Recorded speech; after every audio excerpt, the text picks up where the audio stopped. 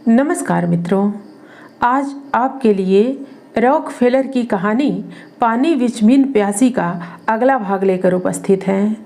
मित्रों, अभी तक आपने सुना था कि कुत्सित चिंतन करते करते अपने धन की चिंता में रॉकफेलर बीमार पड़ गया था।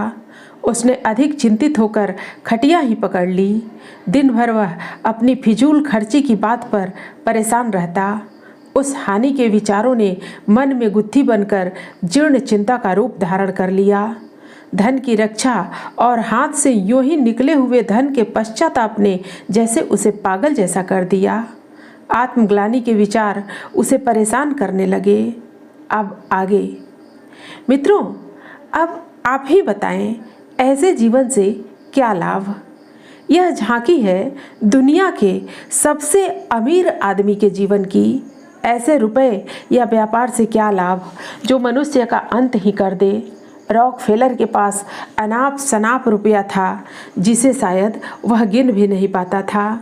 कोई सांसारिक अभाव न था, पर फिर भी वह अपना सारा दिन अधिकाधिक धन कमाने या उसे बनाए रखने, जोड़ने और उसी के विषय में सोचने विचारने में व्यय करता था।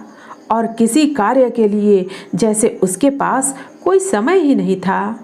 अब समस्या यह थी कि रॉकफेलर को मौत के मुंह से कैसे बचाया जाए, कौन सी चिकित्सा की जाए जिससे उसके प्राण बचे। बड़े बड़े चिकित्सक आए, पर दवाइयों से कोई लाभ न हुआ, क्योंकि उसकी बीमारी तो मानसिक थी। उसके गुप्त मन में असंतोष, लालच और चिंताएं भावना ग्रंथियों का रूप धारण किए बैठी थी। वैज्ञानिकों से सलाह ली गई, किसी भी तरकीब से प्राण बचे।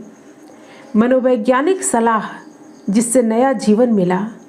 मनोवैज्ञानिकों ने कहा, जिस व्यक्ति में लोभ का भाव जितना अधिक होता है वह उतना ही अधिक चिंताओं से भर जाता है। लोभी का मन संसार के उपयोगी रचनात्मक कार्यों को छोड़कर केवल एक छोटे से केंद्र में जम जाता है। धन की कामनाएं कभी तृप्त नहीं होती। हजार से लाख और लाख से करोड़ होने पर भी अधिकाधिक पिपासा बढ़ती ही जाती है। अतः संग्रह का भाव त्याग कर संतोष का भाव अपनाना चाहिए। जिसके चित्त में संतोष है उसके लिए सर्वत्र धन संपत्ति भरी हुई है।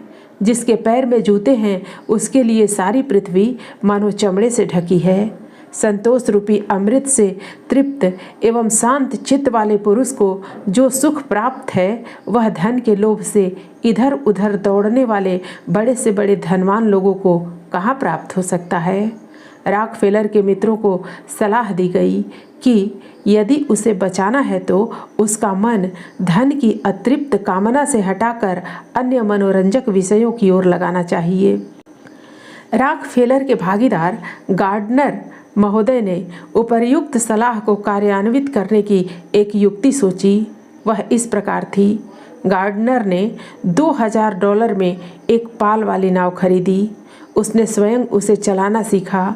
वह मजे में चलाता, प्रकृति के उन्मुक्त चिंता रहित वातावरण में रहता और धार्मिक भजन गुनगुनाया करता था। इस नुस्खे से उसे लाभ हुआ। एक शनिवार को उसने रॉकफेलर को नौका विहार का निमंत्रण देते हुए कहा, काम छोड़ो, चलो इस धन के दम घोटू वातावरण से बाहर निकलकर दिल बहलाएं। नाव में घूम लेने और भजन गाने से तन और मन ताज़ा हो जाएगा। जिंदगी में रस और परिवर्तन आ जाएगा। इस परिस्थिति और स्थान का परिवर्तन करो। रॉकफेलर उत्तेजित होकर बोला, ऐसे फालतू काम के लिए मेरे पास वक्त नहीं। गार्डनर ने प्रेम हठ किया, मेरे मित्र, तनिक खुले जीवन, उन्मुक्त प्रकृति, निश्चिंत जीवन का आनंद लो।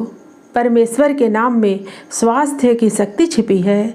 भक्ति के गीत गुनगुनाओ, सांसारिकता छोड़ो। रॉकफेलर को जबरदस्ती उस वातावरण से हटाया गया। जैसे जैसे वह धन के कुचक्र से निकला और ईश्वर की ओर बढ़ा, वैसे वैसे ही उसके स्वास्थ्य में लाभ दिखाई दिया। उसने अनुभव किया कि माया मोह में अति लिप्त रहना आदि व्याधि का कारण है। अब उसने और भी ध्यानपूर्वक मनोवैज्ञानिक सलाह ली। मनोवैज्ञानिक डॉक्टरों ने उसे कुछ और विस्तार से लाभदायक सूत्र बतलाए, जो इस प्रकार थे। चिंता से दूर रहें, क्योंकि यह मानसिक तनाव उत्पन्न करती है। रुपए कमाने, ऋण वसूल करने, शेयरों के भाव ऊंचे नीचे होने, बैंकों के फेल होने या अपनी पूंजी के मारे जाने की किंचित भी चिंता न करें। मन से इस प्रकार का सारा तनाव, टेंशन त्याग दें। शरीर से होने वाले मनोरंजक रचनात्मक कार्यों में दिलचस्पी लें। पर्याप्त मनोरंजन और आमोद प्रमोद किया करें। बागवानी, पानी में तैरना, खूब टहलना, पर्वतीय प्रदेशों की पैदल यात्राएं करना जैसे काम किया करें। प्रतिदिन हल्का व्यायाम किया करें। चिंता दूर करने के ऊपरी तरीके जैसे सिगरेट, शराब, जुआ व नशेबाजी के उपाय सब बिल्कुल ही छोड़ दें। कई बार दिन में हल्का भोजन करें।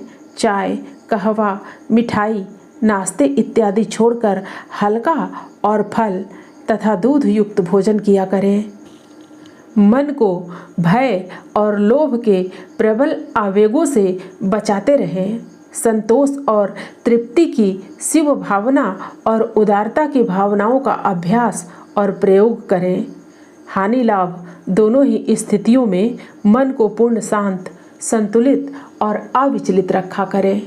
मन में सदा ईश्वर मेरे साथ हैं, मेरे सहायक और रक्षक हैं, यह भाव रखें। किसी भी घटना के विषय में अधिक चिंतित न रहें। अंतिम परिणाम ईश्वर पर छोड़कर हर दशा में अपने मन को संतुलित बनाए रहें। प्रतिदिन भगवत पूजन से दिन का प्रारंभ करें और सोने से पूर्व दिन की समाप्ति पर ईश्वर को धन्यवाद दें और प्रतिदिन भजन गाया करें। इस प्रकार नई जिंदगी मिली। अब रॉकफेलर इन नियमों का दृढ़ता से पालन करने लगा। जिंदगी बचाने के लिए उसने इन नियमों को जीवन में ढालना शुरू किया। कुछ महीनों में ही उसे इस नुस्खे से लाभ होने लगा। उसके जीवन का एक नया अध्याय आरंभ हुआ। वह संकुचित, स्वार्थ और लोभ के विचारों से मुक्त होकर संतोष रूपी अमृत से तृप्त होने लगा। खेलने कूदने, आमोद प्रमोद करने और नए नए मनोरंजन में समय देने लगा। वह बाग, देहार और खुले स्थानों में घूमता, नाचता और गाता था।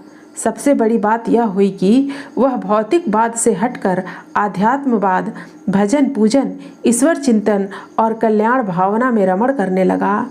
गिरजाघर जाकर धार्मिक भाषण सुनना, प्रार्थना में सक्रिय भाग लेना, धार्मिक ग्रंथ पढ़ना और धार्मिक उत्सवों में भाग लेना उसके जीवन का अंग बन गया। इस प्रकार रॉकफेलर की जिंदगी ने नई करवट ली। धन के माया चक्र से पिंड छूटा। सांसारिकता के संकीर्ण दायरे से हटकर अब वह संतोष वृत्ति की ओर लगा। सेवा, कर्तव्य, भगवत पूजन, निर्द्वंद प्रसन्नतामूलक आशावादी दृष्टिकोण आ गया। धीरे धीरे उसके शरीर और मन का कायाकल्प हो गया।